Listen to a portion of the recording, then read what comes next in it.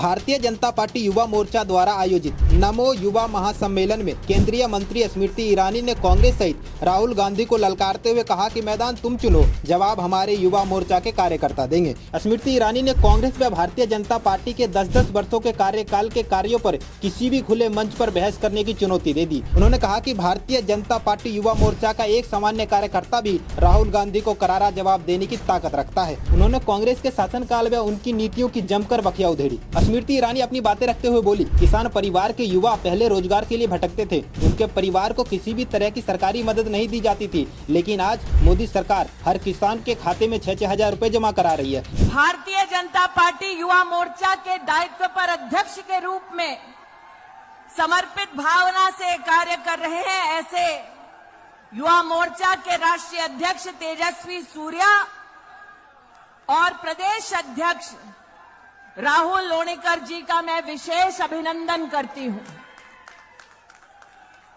वैसे ये पहली बार होगा कि सार्वजनिक मंच पर मैंने किसी राहुल नामक व्यक्ति को शाबाशी दी होगी। उनकी हिमाकत देखिए, जब वो सत्ता में थे तो उनका घमंड ऐसा कि उन्होंने भगवान राम का कोई अस्तित्व नहीं ऐसा एफिडेविट देश की एक कोर्ट में दे दिया। उनका घमंड देखिए कि जब वो सत्ता में थे तब उन्होंने दस्तावेज दे दिया कि राम सेतु नाम की कोई चीज नहीं। अहंकार आज भी बरकरार है। जब रामलला का भव्य मंदिर निर्मित हो रहा था, जब प्राण प्रतिष्ठा समारोह के लिए उनको भी आमंत्रित किया गया, अहंकार देखिए, उन्होंने आमंत्रण को ठुकरा दिया। देवेंद्र भाई, रस्सी जल गई, बल नहीं गया। इसलिए आज आप सबसे कहती हूं कि हर राम भक्त ने, जिसने धर्म के लिए धैर्य दिखाया, आज पुनः धैर्य दिखाने का समय आया है। हमको उकसाया जाएगा, कुछ लोगों को एआई के माध्यम से, डीपफेक के माध्यम से बरगलाया जाएगा, लेकिन आज हम डंके की चोट पर कह सकते हैं, और अगर राहुल गांधी तक मेरी आवाज पहुंचे तो कान खोलकर सुन लो, मैदान तुम चुनो, कार्यकर्ता हम देंगे। आओ, तुम्हारे 10 साल और मोदी के 10 साल के बीच में क्या फर्क है, इस पे चर्चा हो जाए।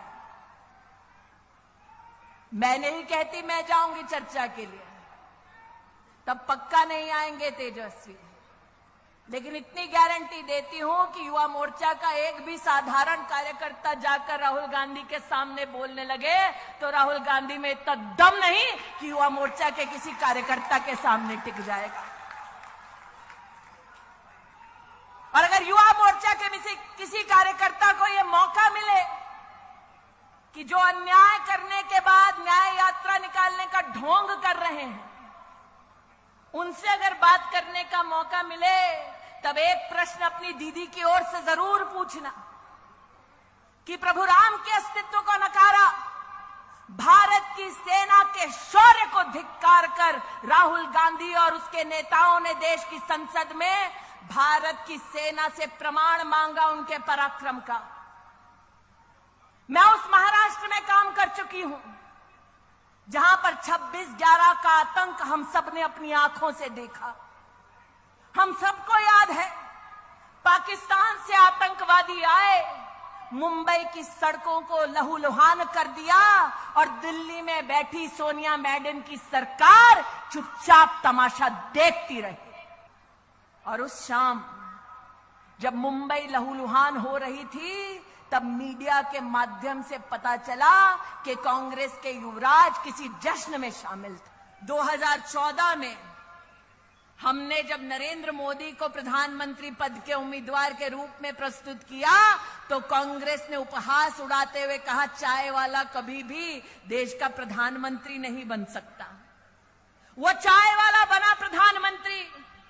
और आज मुझे इस बात का दुख है कि 10 साल प्रधान सेवक के नाते इस परिवार के लिए जो वो भारत कहते हैं, उस परिवार के लिए जूझते जूझते परिश्रम करते करते आज राजनीति के उस पड़ाव पर पहुंचे हैं जहां इंडिया अलायंस के एक चारा चोर ने ये कहा कि मोदी का कोई परिवार नहीं। आज बड़ी विनम्रता से उस चारा चोर तक अगर नागपुर से आवाज जाए महाराष्ट्र की, तो कहना चाहती हूं, हम हैं मोदी का परिवार, ये नौजवान है मोदी का परिवार। बोलो उससे, कौन है मोदी का परिवार? कौन है मोदी का परिवार? कौन है मोदी का परिवार?